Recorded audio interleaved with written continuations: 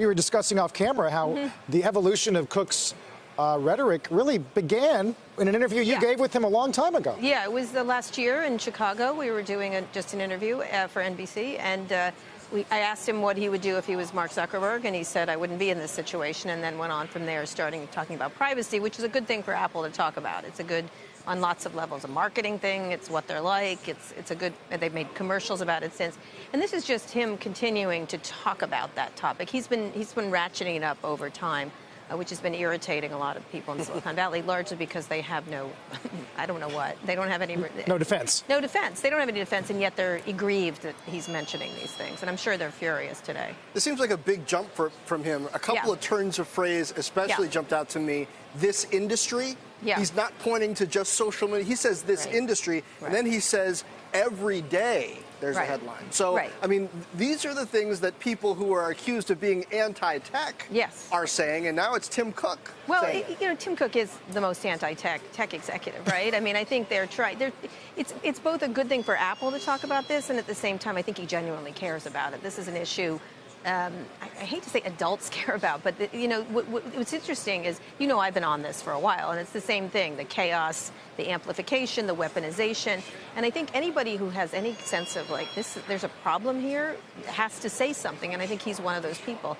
I think what's happened is a lot of tech people, on the other hand, let me just say, if you think they care, you're wrong. They still are not getting the message. They still don't care. A lot of the major executives in Silicon Valley, including people on boards, are just like, why are you bothering us? This is ridiculous. This is PC. This is, it's just, they exhaust me with their lack of ability to take responsibility. Because they care about what instead? Money, I guess. I don't know. I don't think it's money because they're so rich, you know, and I use that expression, you're so poor, all you have is money.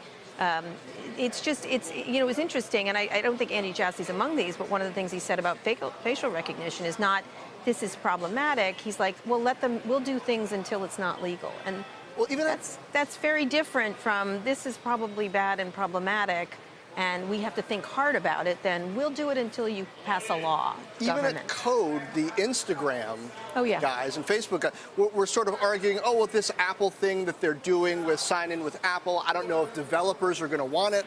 It was more a question of, are developers going to want it versus is it the right thing for the users? And by the way, Apple's forcing developers to take it if you're signing in with anything else like Google or Facebook. Right, it's this ethically challenged kind of thing that they just don't want to take responsibility for the benefits. You know, they like to point to the benefits we get, and we do get great benefits from tech. It's just that they have to start thinking harder about these things, and they find it, you know, when you talk to them, they find it more about, oh, are you going to lecture us again, Kara, or whatever, or Tim is such a scold. Like, I've heard that said about Tim Cook. I'm like, he's not saying anything that any normal adult wouldn't say, is you can't eat all the sugar and not hope to end up like in an insane position. Well, when you think about Apple, we know they can be hard-edged when it comes to Qualcomm and royalties or Spotify or the App Store and court. How do we know? I mean, he talks about humanity.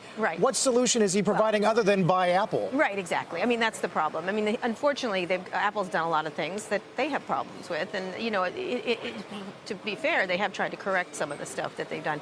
But, you know, nobody who's a corporate citizen is free from their own issues. And so that's what makes it hard. So who is someone that's going to fix this if not the people within? And at the same time, some of the people within, they all have different quandaries that they have. And I'd agree with you. I mean, it's in their business interest to push this. But this year, for the first time, I feel like Apple is not just adding privacy features as sort of like a nice to have on the back end. Differentiated privacy. I'm using the wrong term, differential. I forget how Tim Cook and Craig Federighi put it a couple years ago.